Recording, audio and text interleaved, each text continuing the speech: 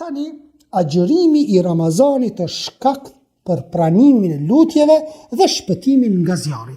Allahu Azza wa Jall liron, thot Muhamedi alayhi salatu wassalam, liron prej zjarrit robërit e tij çdo ditë dhe çdo natë të muajit të bekuar të Ramazanit. Çdo musliman që lutet me ndonjë lutje, ajo i pranohet. Ndërsa për fund e kemi kërcënimin e atij i cili e prish agjërimin.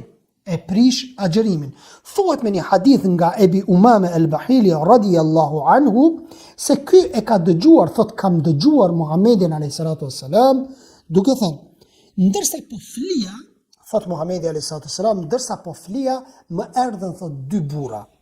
Më kapën për krahu dhe thot më shpunë një mal të thepisur dhe më thanë, ngjitu. I tha Muhammedi alayhi salatu wassalam, nuk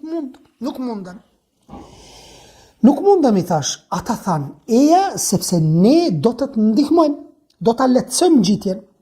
Pastaj thot, atëherë ngjita derisa arrita në mes të malit dhe i dëgjova disa rënkime, disa zëra të fortë.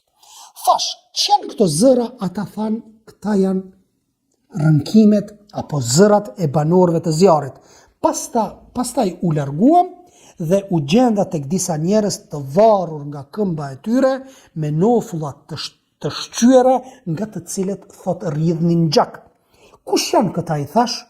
Më thanë, këta janë ata të cilët e qelin iftarin para kohë. Domethënë e prishin me një aspekt agjërimin e Ramazanit.